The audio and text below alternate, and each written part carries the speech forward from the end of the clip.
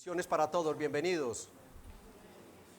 Tengan la amabilidad de acompañarme en sus Biblias a esta maravillosa epístola pastoral, primera a Timoteo. Vamos por favor a leer los versos del 3 al 5. Vamos a leer solamente estos 3 versos, vamos a hacerlo para que tengamos más presente, más vivo el mensaje del domingo pasado que estuvo allí, y hoy vamos a estar meditando en las palabras divinas del verso número 5 solamente. Vamos a leer todos a una voz, por favor. 3 versos a una voz, con entendimiento.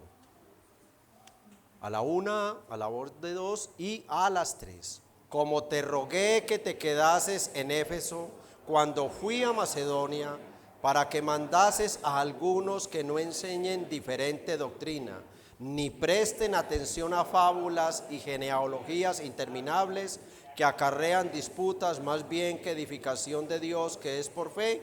Así te encargo ahora, pues el propósito de este mandamiento es el amor nacido de corazón limpio y de buena conciencia y de fe no fingida. Inclinen su rostro un minuto, por favor. Espíritu Santo, Dios Todopoderoso, Dios Trino con nosotros. Tu gracia, tu poder y tu sabiduría están en cada creyente. Tú nos sellaste con tu presencia. Y hoy clamamos a ti, a esa presencia divina, no solo en cada creyente, sino de manera particular en medio de tu pueblo, de tu iglesia, que traigas sabiduría, iluminación, entendimiento, humildad, no solo para entender, sino, Señor, humildad para recibir y aceptar tu palabra. Sabemos que por medio de ella, en primer lugar, preparas nuestras almas para la eternidad, pero que el propósito de la palabra predicada cada domingo tiene como meta transformar nuestras vidas en este mundo, transformar nuestro carácter. Somos el pueblo de Dios y cada domingo tú nos dices cómo debe vivirse esa semana que comienza laboralmente el lunes. Hoy, Señor, queremos ser preparados para el cielo, pero también para glorificar tu nombre con nuestra conducta en esta tierra. Así, Espíritu Santo, que dependemos de ti, acudimos a ti, ayuda al pobre, débil, insuficiente, incapaz predicador, que como decía el orador, solo por gracia está aquí delante de tu pueblo, sostenido por ti, Espíritu Santo. Pero también ten piedad de todos los que trajiste hoy aquí, Señor. Estos eran los que debían estar aquí hoy y los trajiste con propósitos santos. Ayuda a los Espíritu Santo, prepara sus mentes y sus corazones, dales la capacidad de luchar contra el sueño, los pensamientos que los distraen y todo lo demás, y haz tu obra santificadora en todos ellos, Espíritu Santo. En el nombre de Cristo y para la gloria del Padre, amén. Por favor, se sientan, mis amados hermanos, y vamos a dar inicio a la predicación.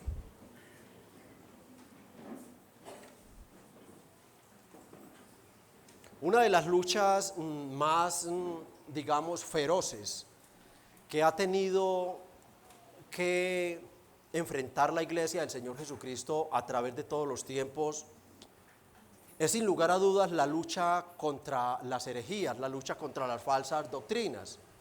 Quienes leemos la Biblia podemos notar que incluso desde antes de que se estableciera la iglesia, desde el libro de Génesis, ya el diablo trataba de minar la verdad de Dios con su mentira. Pero cuando avanzamos ya a la iglesia, al principio de la iglesia primitiva en el libro de Hechos, entonces podemos darnos cuenta que allí inician unas luchas tremendas. Allí empiezan a haber conversiones de personas judías, personas que decían haber aceptado el cristianismo verdadero, el cristianismo como su religión verdadera, pero que a la vez pretendían, al venir de un trasfondo judaico, mezclar la doctrina del evangelio, la doctrina de la gracia, con los ritos y ceremonias del Antiguo Testamento, y la iglesia tuvo que empezar a luchar con esto en cabeza de los apóstoles y aquellos líderes. Solo basta que veamos cómo empezó en el Nuevo Testamento, allí cuando el evangelio también luego empieza a alcanzar los gentiles, cómo empieza la iglesia a tener que luchar contra todas las herejías del paganismo. Cuando vemos allí en Corinto, Vemos cómo tiene que empezar el apóstol a luchar contra la inmoralidad sexual y otras herejías tremendas. Pasamos a Gálatas y nos encontramos allí con el apóstol luchando por un falso mensaje donde querían combinar la gracia de Dios con la ley. Y Pablo dice, no, es que si un ángel viene con estas cosas, maldito sea. La iglesia ha tenido que llevar un combate feroz contra la sana doctrina. ¿Qué decir de aquellas cosas? Cada siglo fue marcado, aquellas cosas que ocurrieron en siglos como el siglo IV, para poner un ejemplo, donde aparece ese hombre llamado Arrio y surge esa falsa doctrina del arrianismo con sus herejías. No existe Trinidad. No, Jesucristo no es Dios. Él es la primera creación de Dios y el Espíritu Santo es la primera creación de Jesucristo. Y allí la iglesia, en cabeza de un hombre llamado Atanasio de Alejandría, es levantado por Dios para defender la iglesia, para defender la doctrina de la divinidad de Cristo. Y este hombre encabeza allí la formación, la redacción de un credo, el credo niceno, para declarar, no, Cristo es Dios de Dios, luz de luz, Dios de Dios. En el siglo V se levanta nada más ni nada menos que ese hereje de nombre llamado Pelagio. Herejías tremendas. No, como que la salvación es por gracia, la salvación es por obras. Y allí Dios levanta a un varón valiente y esforzado, Agustín de Hipona, a enfrentar, a defender la iglesia, a defender las doctrinas de la gracia. Seguimos avanzando, cada siglo ha tenido su lucha. El siglo XVI, ¿qué hablar de las herejías, de la inerrancia papal? Todo lo que tiene que ver con el sacramentalismo romano, y aquí Dios levanta tremendo campeón, el más mencionado y conocido, nuestro gran reformador Martín Lutero, para decir, no, solo hay una palabra inerrante y es la palabra de la sola Escritura. Siglo tras siglo ha ocurrido esto, siempre la iglesia ha tenido que luchar contra herejías, siempre. Hoy, ¿qué vivimos hoy? Herejías abrazadas por un falso cristianismo, un cristianismo de papel, que están arrasando con sus mensajes motivacionales. ¿Usted quiere ser salvo? Repita conmigo: creando una cantidad de falsos creyentes. Creer que es falso solamente por el hecho de repetir una oración. Señor, gracias porque te ama. ¿Y dónde está la ley de Dios? ¿Y dónde está la depravación total humana? ¿Y dónde está Cristo? Un evangelio que está dependiendo de las decisiones humanas y no del poder sobrenatural de Dios a través de su evangelio, convirtiendo al pecador que crea. ¿Qué decir de herejías como venga a Cristo y pare de sufrir? Herejías demoníacas terribles. ¿Qué decir de este movimiento que ya está avanzando por más de 200 países, el falso evangelio de la prosperidad? Usted es hijo del rey, usted es hijo de Dios, Él es su papá, Él es el dueño de la plata y el oro, usted no tiene por qué ser pobre. Herejías tras herejías, y estas son las herejías fundamentales que estamos enfrentando en nuestros siglos. El domingo pasado veíamos en los 3 y 4, versos 3 y 4, cómo Pablo deja a Timoteo en Éfeso con la orden de contraatacar los errores, a los maestros del error que habían minado la iglesia con sus diferentes doctrinas. Estas doctrinas, al no venir de Dios, al ser contrarias a la palabra de Dios, estaban acarreando disputas. Por favor, vayan proyectando los textos que voy mencionando. Acarreaban disputas en vez de edificación de Dios, que es por fe. Estas doctrinas no solo obstaculizaban el programa salvífico de Dios, que es solamente por la fe,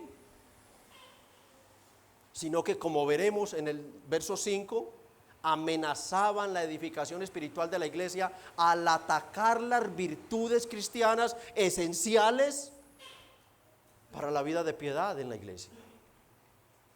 Hoy continuaremos viendo las razones por las cuales, al igual que Timoteo, tenemos que ser radicales Estamos siendo advertidos del daño que hacen estas falsas doctrinas a la cristiandad.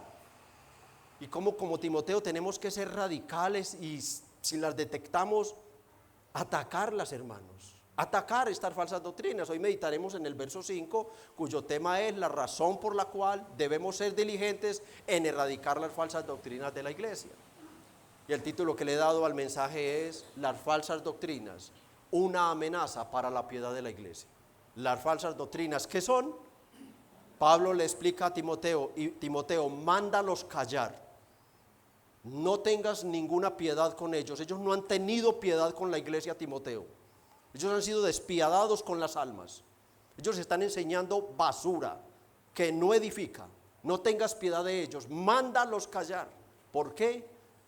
Porque son un peligro para la piedad de la vida de la iglesia. Veamos por favor el verso 5.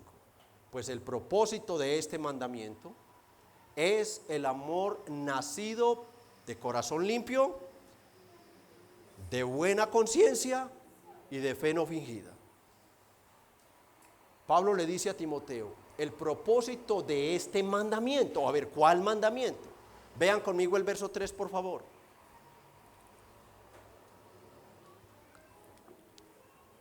Como te rogué que te quedases en Éfeso cuando fui a Macedonia. Ahí está el mandamiento, para que mandases. Ahí está el mandamiento de Pablo. Para que mandases. ¿Qué tenía que mandar Timoteo? A algunos que no enseñen diferente doctrina. ¿Y por qué Timoteo tenía que apresurarse a cumplir este mandato?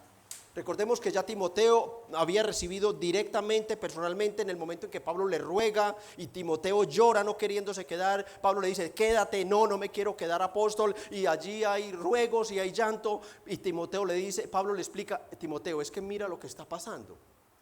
Pero Pablo se va y no nos dice la Biblia por qué no puede regresar a tiempo. Entonces él escribe capítulo 3, versos 14 y 15, esto te escribo para que si tardo sepas cómo debes comportarte en la iglesia de Dios. O sea, ya Pablo le había explicado y ahora le da un testimonio por escrito, un documento divino para que él pudiera enfrentar a los falsos maestros y decirles, no, es que no es cosa mía, porque recordemos que el falso profeta tras del ladrón bufón, entonces iba a coger a Timoteo, un jovencito débil, enfermizo, temeroso, y Timoteo iba a poder decirle, no, es que es una carta apostólica, es que Pablo es el que está mandando esto.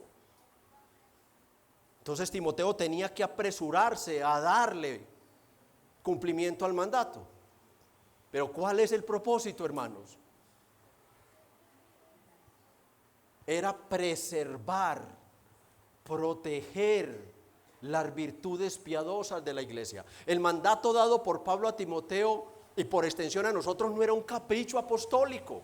No era un capricho. Pablo allí no estaba defendiendo su sabiduría teológica, no, Pablo allí no estaba mostrando orgullo, mostrando algo, es que soy el apóstol y me tienen que obedecer, es que no prediquen así, no. Detrás de aquí estaba el espíritu verdadero de piedad, bondad, misericordia, compasión de Pablo por la iglesia. Con este mandato Pablo estaba protegiendo las virtudes piadosas de la iglesia, las cuales son una amenaza para la vida de piedad de una iglesia. Y este mandamiento dado por Pablo tenía como propósito principal cuidar la virtud principal que debe tener la iglesia en esta tierra. ¿Qué cantamos nosotros? Permanece en la fe, la esperanza y el amor. Y luego, ¿qué explica? Pero ¿cuál es el mayor? El amor, un amor. Y Pablo aquí nos enlista esas virtudes que producen ese amor. Y estas virtudes estaban en grave peligro en la iglesia de Éfeso. Estaban en grave peligro. Un comentarista incluso dice, el daño ya estaba hecho. Ya habían hecho el daño. Porque cuando avanzamos a Apocalipsis, ¿de dónde fue que cayó la iglesia de Éfeso? De su primer. Y por eso Pablo aquí está dejando sentado que esta es la virtud o marca principal del cristianismo en la tierra. La primera de ellas es el amor nacido de corazón puro. Amados hermanos, sin lugar a dudas, el Nuevo Testamento sitúa el amor fraterno al tope de todas las virtudes cristianas. Usted lee todas las cartas, usted lee el Evangelio y usted se va a encontrar con Cristo aún bajo la ley, ordenando y enseñando sobre el amor de los hermanos. Dice Juan que Dios es amor. Y que esa es su naturaleza, esa es su virtud. Y ese amor alcanza su máxima expresión como Dios muestra su amor, como Dios revela su amor. Hermanos, por medio de la obra redentora.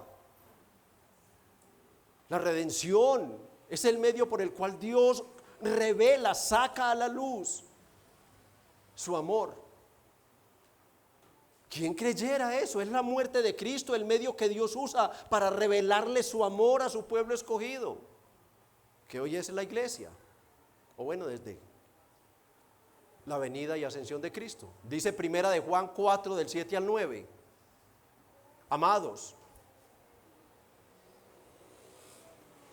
mire cómo empieza. Amémonos unos a otros.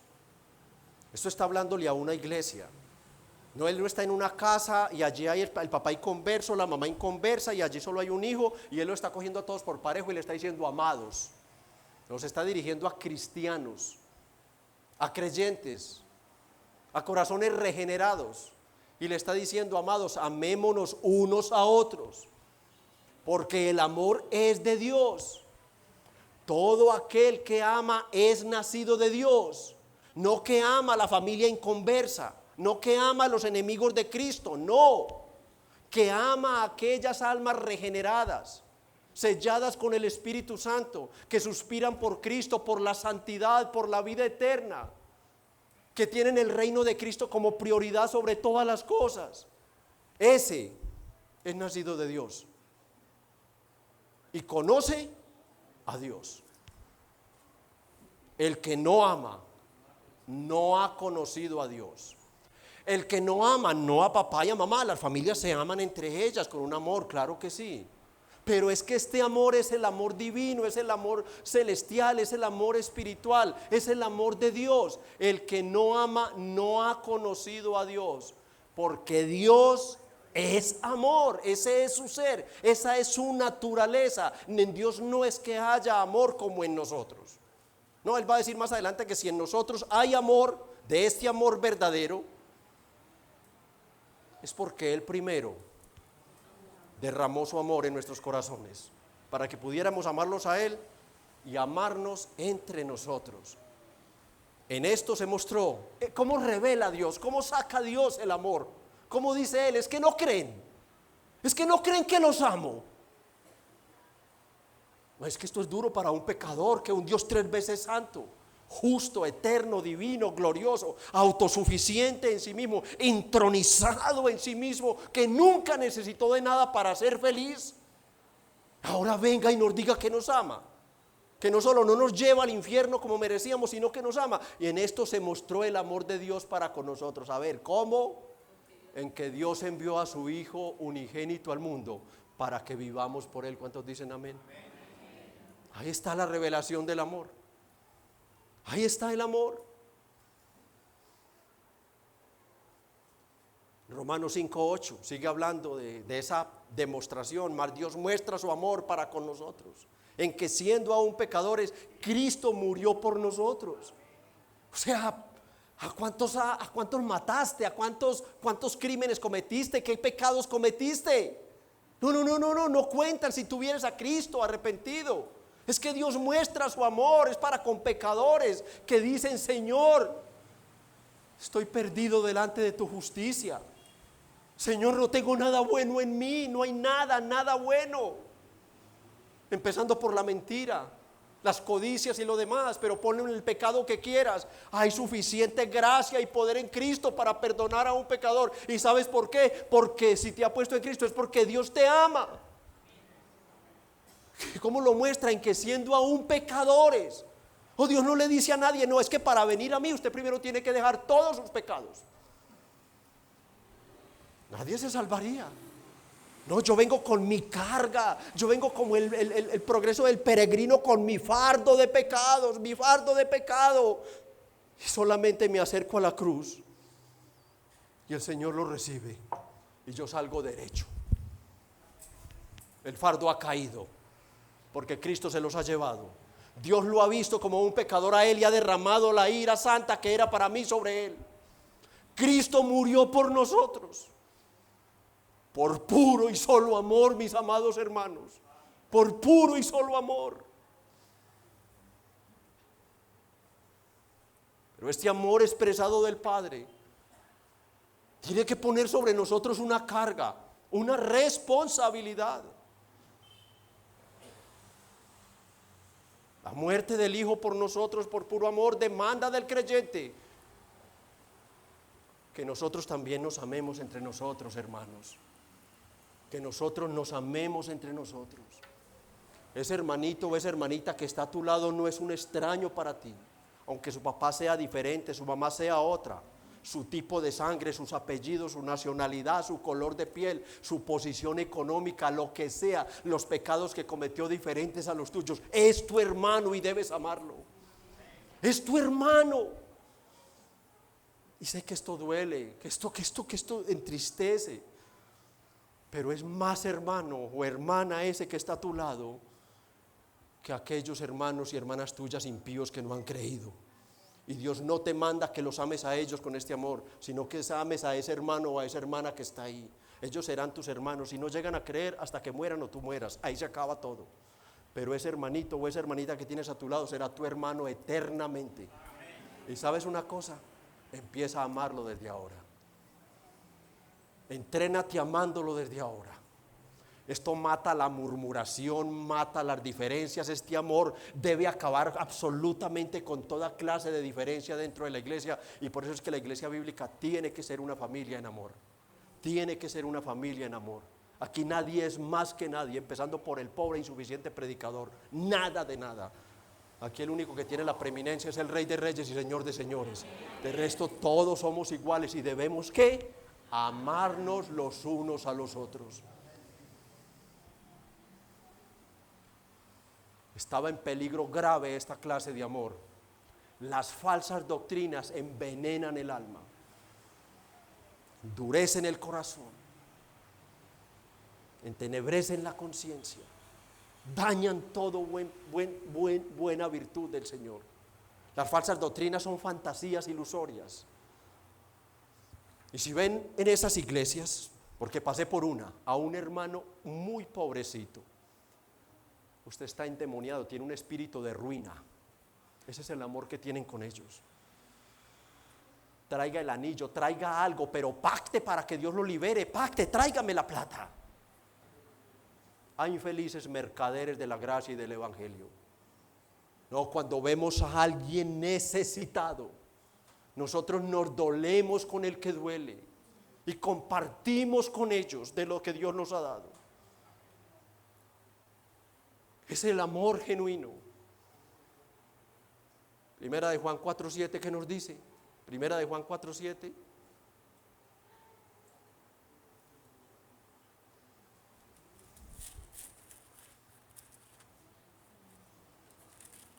Amados, amémonos unos a otros,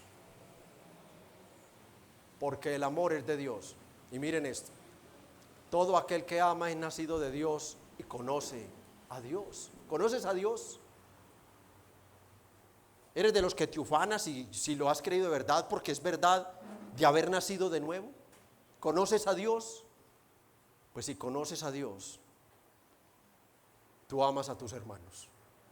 Es la marca indeleble que nos ha dejado el Nuevo Testamento.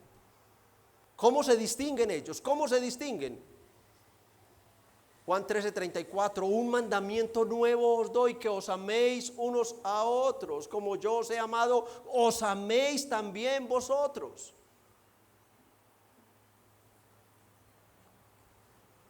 Mire, primera de Pedro 1:22, dice: habiendo purificado vuestras almas por la obediencia a la verdad, que es la palabra, mediante el Espíritu, para el amor fraternal no fingido, amaos unos a otros entrañablemente de corazón puro.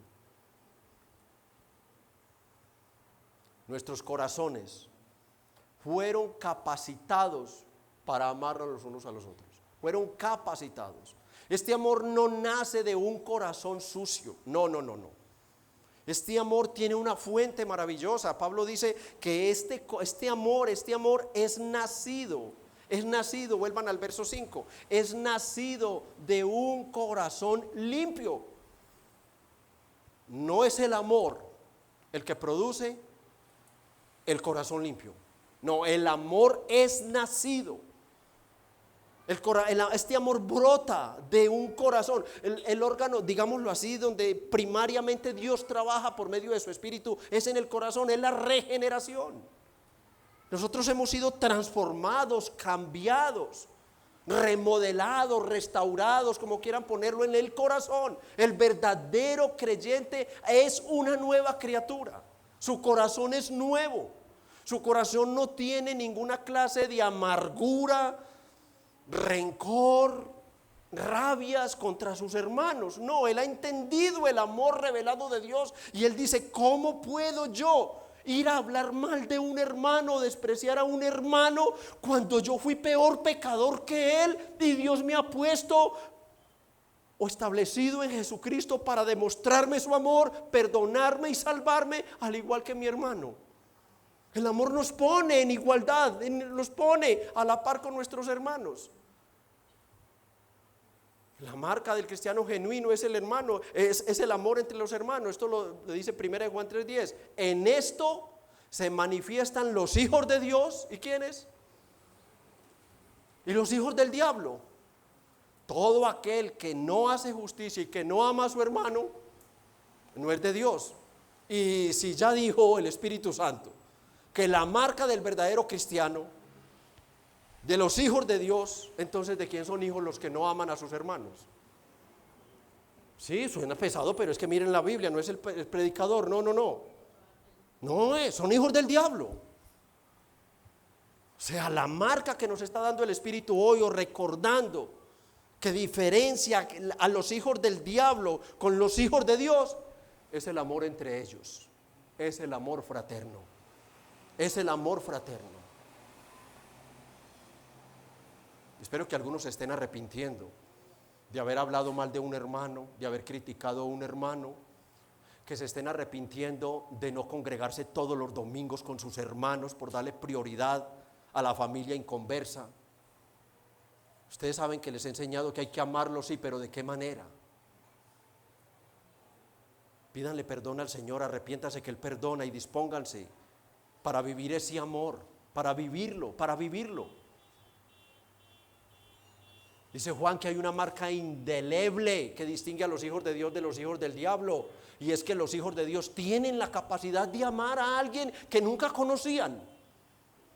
Eso es un misterio. Yo resulto abrazándome y hermano, hermana, no lleva mi sangre, mi apellido, no es hija de mi papá, pero es que es mi hermano, es mi hermana. Uno está por ahí haciendo alguna diligencia en el centro, en un centro comercial, y uno ve a un hermano y es algo impresionante. ¿Quiénes lo han vivido? Cuando uno lo ve: ¡hey, hermano! ¡Hey, hermana! ¿Cómo así? Sí, no importa la estatura, el color de la piel y todo, sí, pero ¿cómo que son hermanos? Sí, es que somos hermanos, es verdad, es algo místico, pero somos hermanos. Hermanos en Cristo. Ellos no pueden, los inconversos no pueden amar con este corazón limpio, no tienen su corazón regenerado, no tienen su corazón puro, no lo tienen. Y de allí nace este corazón. ¿Cuántos son los frutos del Espíritu Santo que encontramos en Gálatas, verdad? Principalmente. Pero allí, ¿qué hace la Biblia? ¿Qué hace la labor de Dios? Poner el fruto del amor en primer lugar. Gálatas 5:22. Mas el fruto del Espíritu es amor, y luego da todos los otros: gozo, paz, paciencia, bondad, benignidad. Es el amor, hermanos. ¿Qué dice Pablo en 1 Corintios allá 13:13, hablando de las preeminencias del amor? ¿Qué dice Pablo allá 13:13? Que ahora permanece en la fe después de haber dado una cantidad de... Él dice: no, permanece en la fe, la esperanza y el amor. Esos tres están aquí hoy con nosotros. Pero el mayor de ellos, ¿cuál es? El amor, el amor. Pablo había dicho, vaya, así usted sea el mejor predicador, así usted hable la palabra como directamente de Dios, como lengua divina, realmente bajo la unción del Espíritu Santo. Si usted habla eso, su predicación es un sonido que repugna a los oídos si lo hace sin amor. Es un sonido desagradable. No, si usted tiene mucho dinero o no tiene, pero usted dice, voy a dar esto a este hermano, tiene necesidad, se lo voy a dar, pero no tiene amor, quédese con él más bien, quédese con él. No de nada. No, es el mayor, es la mayor virtud. Permanece el amor. El pegante espiritual que mantiene el cuerpo de Cristo vivo, unido, es el amor fraternal. Es el amor fraternal. Nosotros somos grandes deudores fraternalmente con la iglesia, porque tenemos todo el amor de Dios en nuestros corazones para amarnos, y no nos estamos amando como Dios manda. No nos estamos amando. Solo basta preguntar cuántos nombres se saben de sus hermanos. ¿Cuántos nombres se sabe de sus hermanos? ¿A cuántos saluda antes de irse? ¿A cuántos? Si algunos incluso llegan tarde al culto cuando ya va casi en la mitad o ya ha empezado y no saludan a nadie. No, si son extraños estos hermanos, si son sus extraños, ¿para qué viene?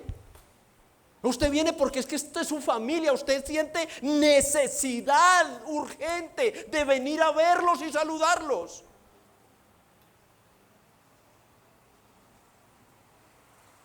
¿Es el cielo que te espera? ¿Sabes que en el cielo los vas a ver toda la eternidad y no te hacen falta desde ahora? ¿No te hacen falta?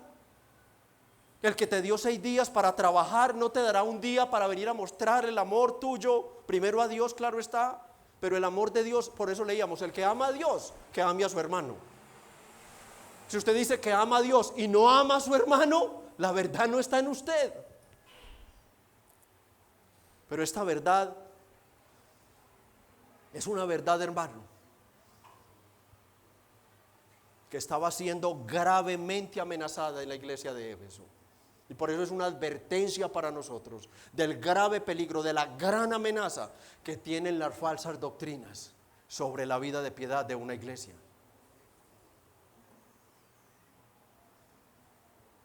Es para que nos amemos.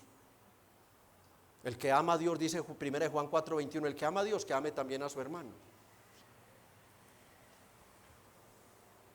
¿En qué se convierte una iglesia? Cuando deja de practicar el amor fraterno. Bueno, alguien dijo, se convierte en una iglesia fría, como si fuera un cadáver, sin vida. Está muerta para Dios. Está muerta para Dios. Pero hay una segunda virtud de la cual nace ese amor, no solo del corazón limpio, sino, vean el texto de nuevo, 5, de una buena conciencia. De una buena conciencia. El amor es nacido de corazón limpio y de buena conciencia. Ese corazón purificado es el primero, pero luego viene la buena conciencia, un efecto, y esa buena conciencia empieza a mostrarse a través del amor sincero, del amor genuino. La palabra conciencia en el griego tiene el mismo significado del español, significa lo mismo, 2 sílabas, con ciencia. Es un conocimiento agregado, pegado. Básicamente significa un conocimiento que está unido al ser humano, un conocimiento que está unido al ser humano. Desde que Dios nos creó con algo que ya sabemos se llama conciencia, y es la capacidad de decidir entre el bien y el mal. Y me gustaría, al menos decir algo. Adán fue creado en un estado de conciencia, llamado un libre albedrío inestable. Él fue creado con la capacidad de decidir entre Dios y el demonio, entre lo bueno y lo malo. Él fue capaz, él fue creado con esto. Por eso la gran responsabilidad y la gran consecuencia que pagó. su libre albedrío inestable. Él tenía la conciencia de distinguir entre el bien y el mal. Y ya sabemos que escogió. Y ya sabemos que escogimos todos con él, con Adán. La maldad, el pecado, ¿verdad? Pero luego, hermanos, viene Cristo con su Espíritu Santo. Y a pesar de que la caída, hermano, anula esta capacidad de amar,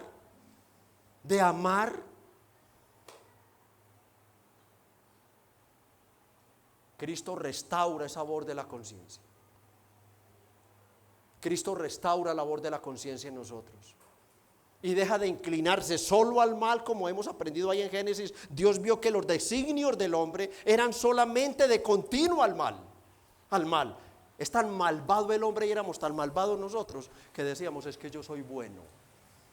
No, es que yo tengo mi religión. Respete la mía, que yo respeto la suya. Eso es labor del demonio. Usted no se va a salvar, amigo o amiga que está aquí, por tener una religión. A usted solamente la salva la fe en un hombre, se llama Jesucristo. Solamente Él. Todo lo demás que usted piense referente a su salvación es simplemente una herejía de parte del demonio en su corazón y en su mente. Usted no se salvará. Usted no entrará al cielo si usted no se hace cristiano profesante. No entrará en el cielo. Cristo ha restaurado esta conciencia, mis hermanos. Y hoy sabemos cómo distinguir entre el bien y el mal solo por eso. Y de ahí la amargura que nos causa a nosotros cualquier pecado que cometemos. Es la conciencia santificada. Es una conciencia santificada. Y allí tú vas mirando cómo está tu conciencia referente al pecado. ¿Cómo está tu conciencia? ¿Qué sientes cuando mientes? ¿Qué sientes cuando codicias?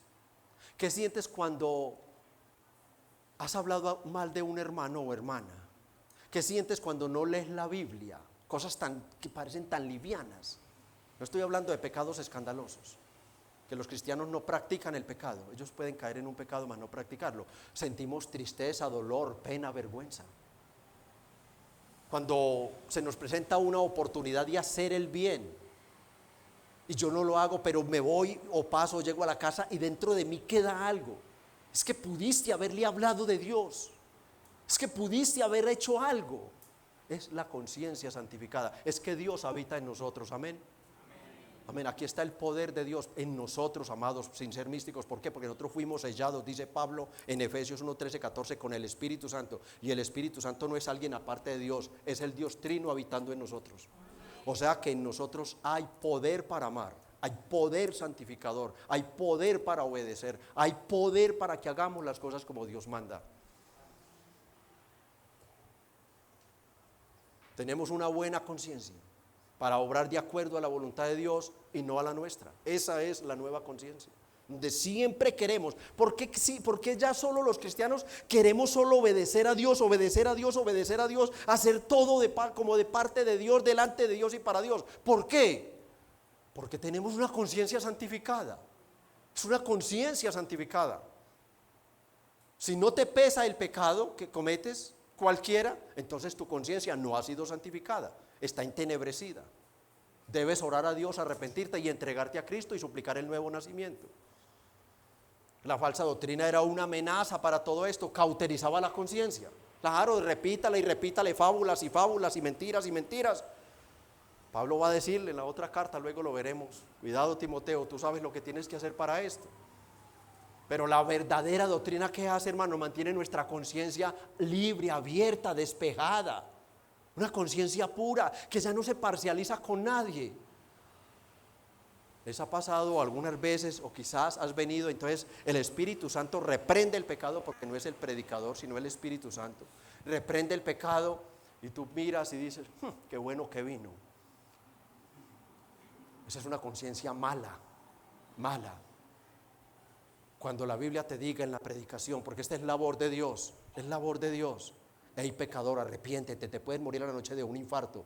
No digas, uy hermano, arrepiéntase. No, Señor, líbrame de una borrachera, líbrame de un pecado, Señor, líbrame, perdóname. Esa es una buena conciencia.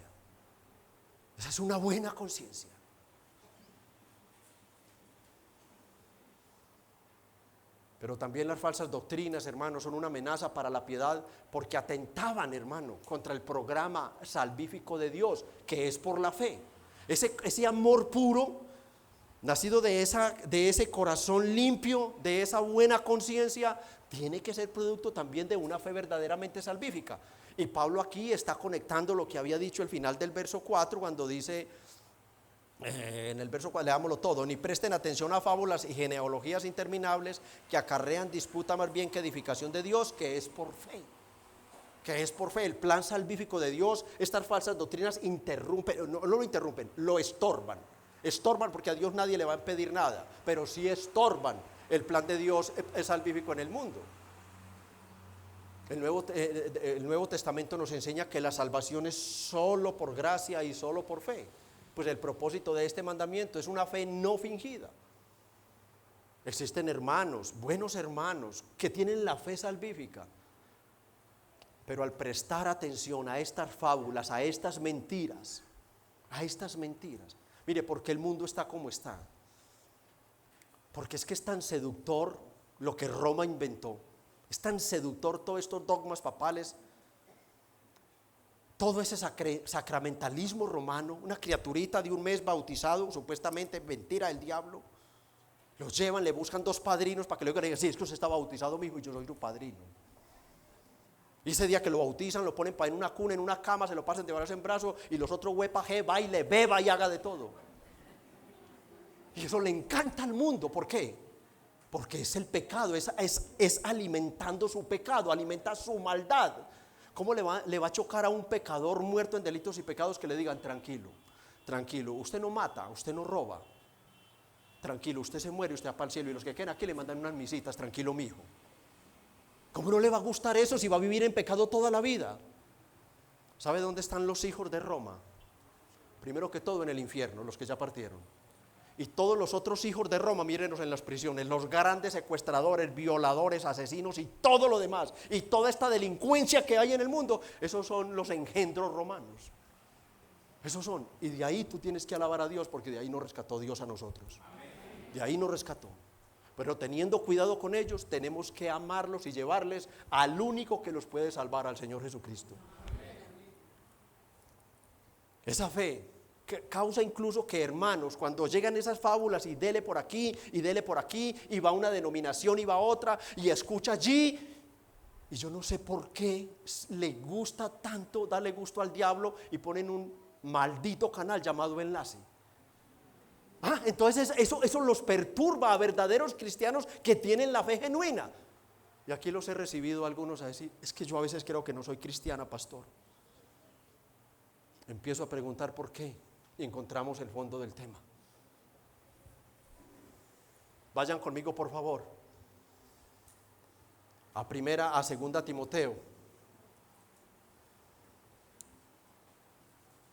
capítulo 4, versos del 1 al 4, para que vean la razón.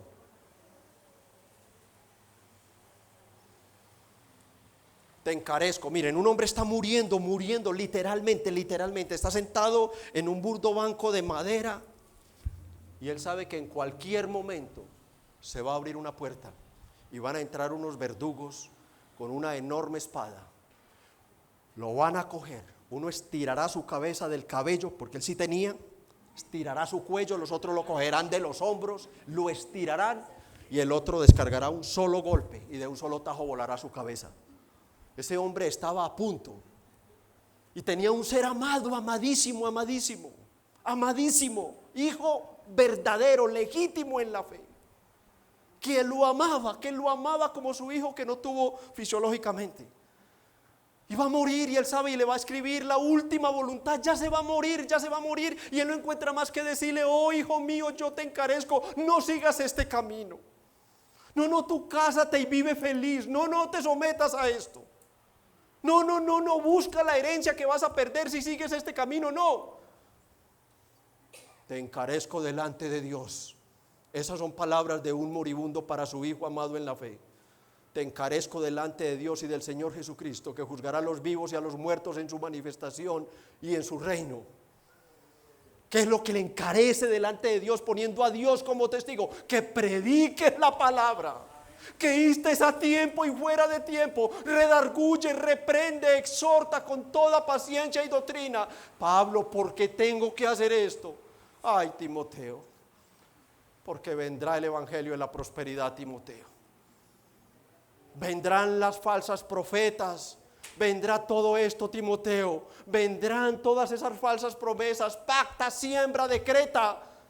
Vendrá Roma infernal, arrasando al mundo entero, Timoteo, y no sufrirán, no van a aceptar la Biblia. Aunque les diga, mira, es que la Biblia no fue escrita para católicos romanos. Mira que desde Roma dice a los romanos. ¿Y quiénes eran los romanos? Una pequeña iglesia naciente de cristianos, católicos y evangélicos. Mira que Corinto dice a los corintios. ¿Quiénes eran los corintios? Una iglesia, unos hermanos rescatados por el poder del evangelio, de la inmoralidad sexual, los espíritus demoníacos y todo lo demás. Allí no habían católicos romanos, no, la Biblia no fue escrita para ellos, fue escrita para los cristianos del Señor, para los cristianos evangélicos. ¿Y qué le dicen? No sufrirán la sana doctrina, no quieren escuchar, Timoteo, pero tú persiste. ¿Por qué? Porque tendrán comezón de oír esas cosas y se amontonarán maestros conforme a sus propias concupiscencias, apartarán el oído de la verdad y se volverán ¿a qué? Pues mira lo que Pablo le había dicho a Timoteo, capítulo 1, verso 3: ni presten atención a fábulas y genealogías interminables. Tú no tienes por qué estar escuchando a nadie más que la voz de Dios. No la escuches, y lo que escuches aquí el día domingo, llega a la casa y sé como aquellos hermanos del libro de Hechos que llegaban a su casa a comprobar si era verdad lo que Pablo les había predicado. Esto para ellos, pero ¿qué, hermano? ¿Cómo estorbaban el plan de Dios? Estos hombres, hermanos, ¿cómo lo estorbaban? ¿Qué más estorbaban el plan de Dios que solo por fe? Imagínate, yo lo viví. Quienes no lo saben, yo trabajé 29 años en una portería. Hace escasos 2 años Dios me sacó de allí para estar delante de ustedes. Y esas porterías son un punto clave para esta gente. Entonces allí llegaba tipo 12 y media los testigos de Jehová. Allí llegaban con su blasfemia, su discurso, se iban. Al rato tocaban otros. Nosotros somos los mormones. ¿Ha oído mencionar de ellos? ¿Quiénes somos los mormones? Le traemos un libro gratuito y le prestamos este. Usted sabe que Dios contactó a un hombre y le reveló los misterios de la verdadera iglesia, el verdadero cristianismo, y renovó todo esto. Se van. ¿Quién falta por llegar? Al menos en el sector donde yo trabajaba. Los judaizantes del séptimo día. Usted sabe que si no guarda el sábado, no venga a trabajar mañana si era viernes, que usted se condena. Usted está comiendo cerdo, ese animal es inmundo, se va a condenar. Vea, aquí le presto este libro, léalo, Elena G. de White. No una Biblia, sino el libro. Sale uno del trabajo o de la casa, va, hey, amigo, ¿me regala un minuto? Sí. ¿Usted quiere ser salvo? Le tengo una buena noticia, así repita conmigo. Hermano, estorban el plan de Dios. Las falsas doctrinas estorban el plan salvífico de Dios. Lo estorban. Que es un evangelio solo por la fe, una salvación gratuita.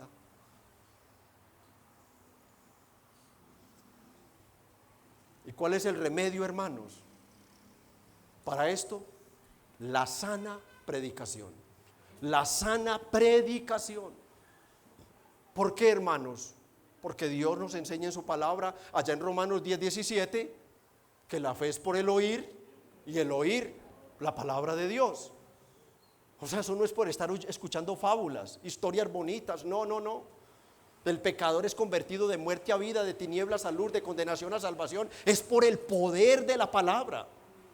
Pablo dice allá en Efesios 1:13-14, en él también, habiendo oído la palabra de verdad del evangelio de vuestra salvación y habiendo creído en él, fuiste sellados con el Espíritu Santo de la promesa, que es las arras de vuestra herencia adquirida, hermanos. Es la predicación, el antídoto es: predique la palabra, hermano, y crea la palabra.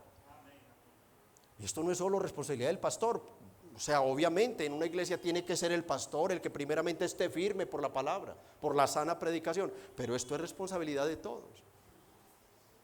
Y quien cree esto debe permanecer en esa doctrina toda su vida, todo su peregrinaje. Primera de Pedro 2:1, desead como niños recién nacidos la leche espiritual, o sea, la palabra pura, no adulterada, para que por ella crezcáis para salvación. La predicación fiel es la iniciadora de tu salvación y es la que te sostiene hasta el final de tu carrera en este mundo. Las falsas doctrinas ponen en peligro, mis hermanos, obstaculizan el plan salvífico de Dios y amenazan, hermanos, las virtudes cristianas que Dios nos ha dado, como es el amor, cauterizan la conciencia y debilitan la fe. Para asentar lo que hemos visto hasta acá en los versos 3 y 4, que es donde hemos empezado a ver el contenido de la carta el domingo pasado, debemos entender que las malas doctrinas matan el amor fraternal. Matan el amor fraternal y tenemos que ser sabios, entendidos, muy humildes y comprender, hermanos, que todos nos falta, a todos nos falta.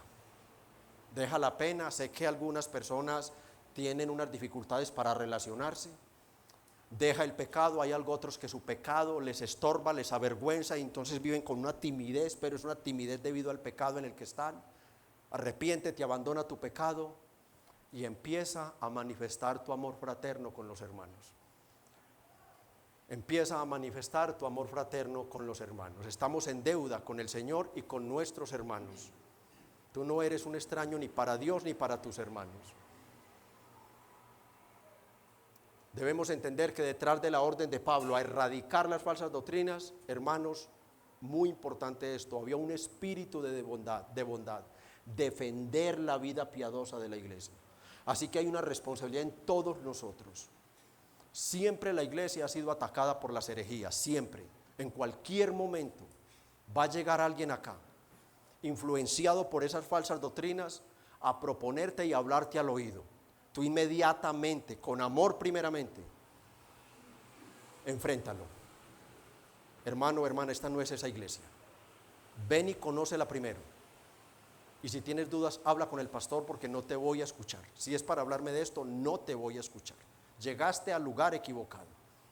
Vamos a defender la doctrina que Dios nos ha dado. Una doctrina de amor y gracia.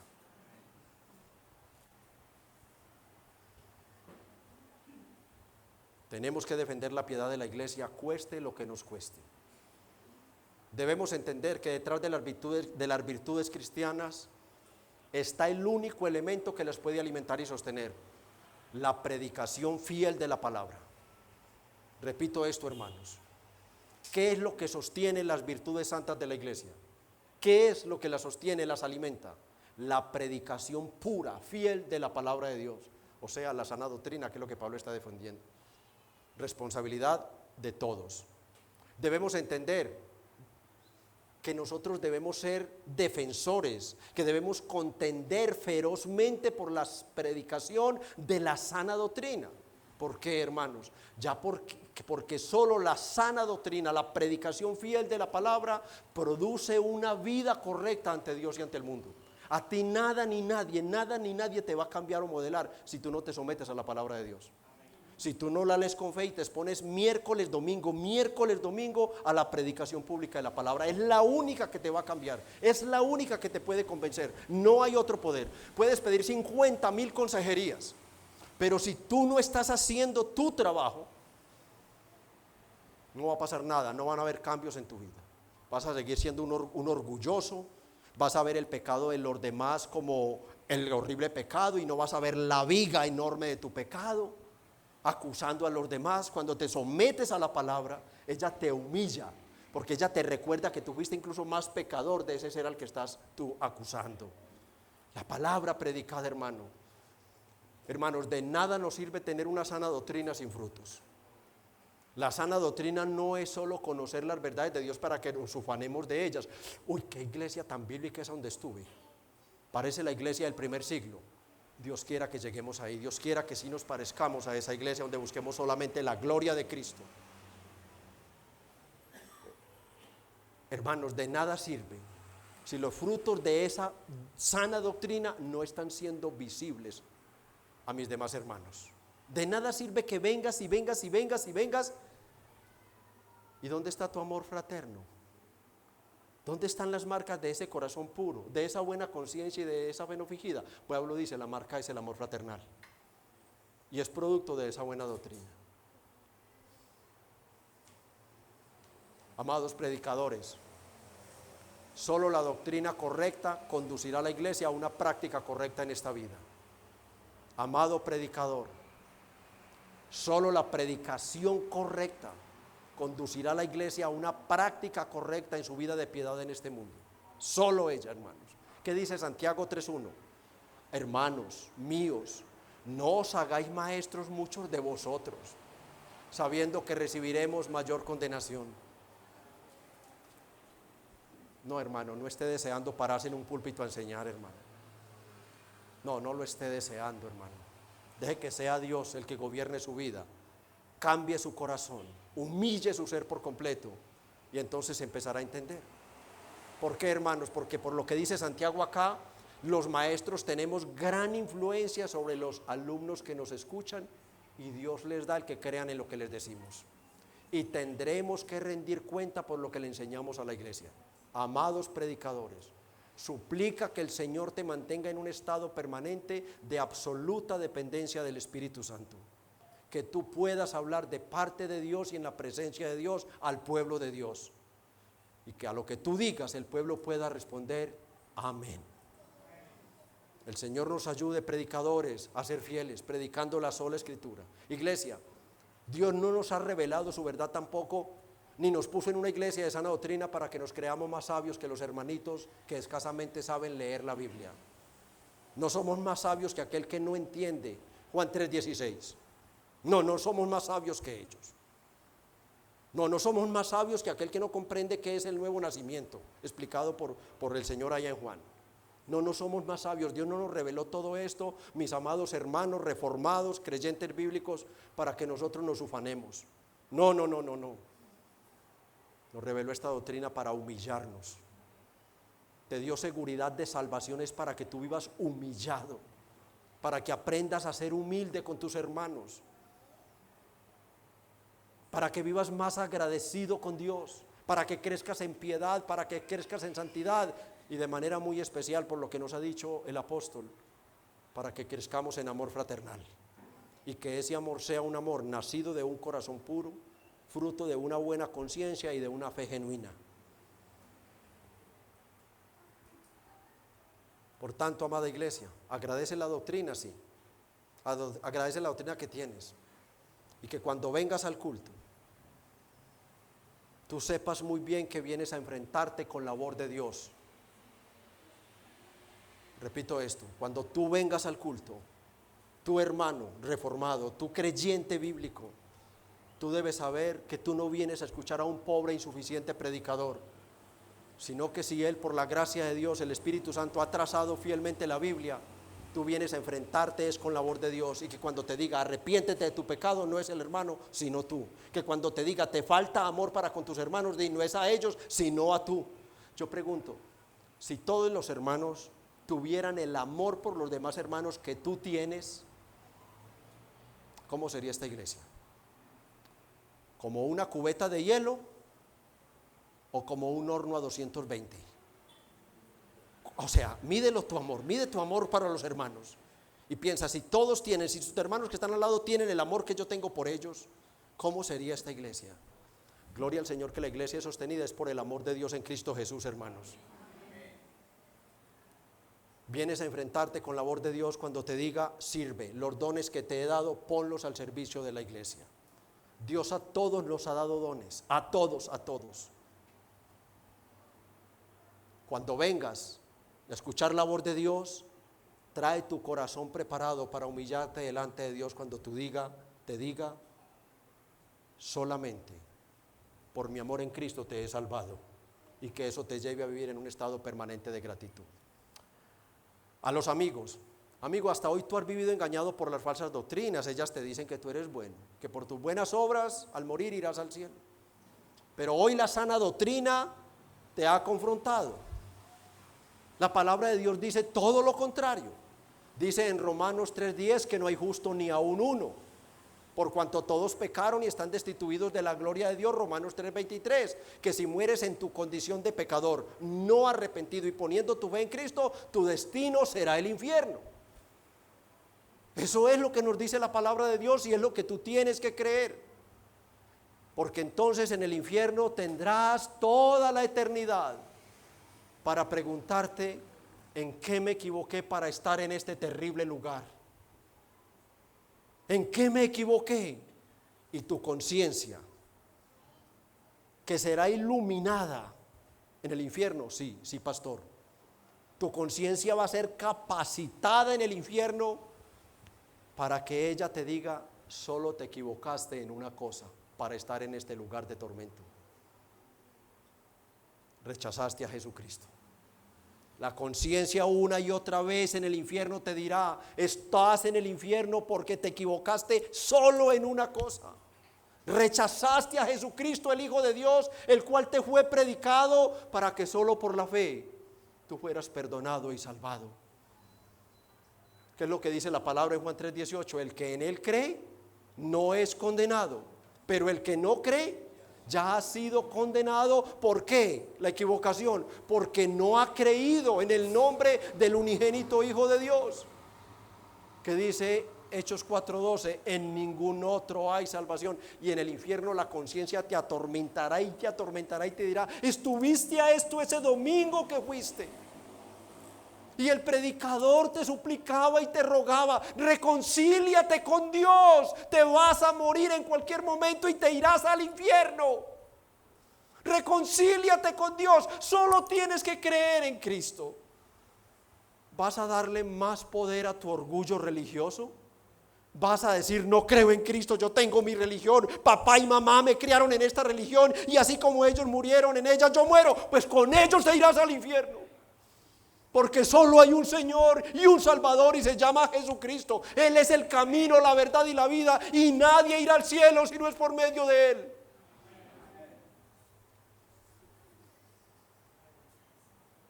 Ven a Jesucristo, ven a Jesucristo, que Él ha prometido no echar fuera a nadie que cree en Él. Con el favor de Dios, en el próximo sermón estaremos viendo de dónde fue que se desviaron y en qué fue que se convirtieron, qué fue lo que pasó con esos que se cree que eran pastores. Por ahora vamos a dar gracias a Dios y a orar. Padre, te damos gracias, Señor. Bendito y alabado tu nombre, bendito tu evangelio, Señor. Y bendita tu gracia que nos has llamado, Señor, a entender que la Biblia, tu palabra, tu voz, es la máxima autoridad, es la máxima autoridad de conducta y fe para tu pueblo.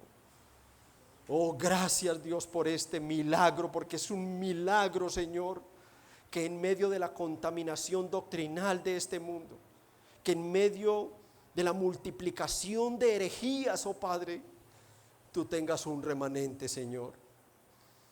Tú tengas un remanente, Señor, que solo quiere vivir bajo tu voz, que solo quiere vivir bajo tu palabra, Padre bueno. Oh, concédenos, Dios, un total desprendimiento de nosotros mismos, un santo equilibrio en el desprecio que debemos sentir por nuestra carne, para enfocarnos por completo, Señor, en hacer lo que tu palabra nos enseña, buscar primeramente el reino de Dios y su justicia, y saber que todo lo demás vendrá por añadidura. Oh, ayúdanos a ocuparnos, Señor, como cantábamos hoy. Cumple tu ministerio en la obra del Señor. Predica la Santa Biblia con mensajes de valor. Oh, Padre, ayúdanos, Señor, a permanecer firmes en la sana doctrina, por favor. Guarda esta iglesia, guarda este remanente en Bello, donde hay cientos de iglesias, Dios mío, pero ¿qué iglesias, Señor? Tú has querido traer una luz a esta ciudad, Señor, donde solo Cristo sea exaltado y el pecador sea llamado al arrepentimiento, solo por la fe para ser salvo, solo por gracia. Dígnate, Señor, continuar bendiciendo esta iglesia. Danos, Dios, cada vez mayor claridad a los predicadores. Úsanos con poder, Espíritu Santo, y que el nombre de Cristo sea magnificado en medio de nosotros. Pero también te pedimos por los amigos o amigas que están aquí, Señor, en esta mañana. Oh Dios, que no salgan en el estado de condenación que entraron. Que comprendan que solo tienen que entregar sus pecados y con él todo su ser a Jesucristo. Y la obra de Cristo será aplicada a su favor. Ellos serán perdonados y salvados y lo hacen de todo corazón. Gracias pues te damos, Padre, en el nombre de Cristo Jesús. Amén y amén.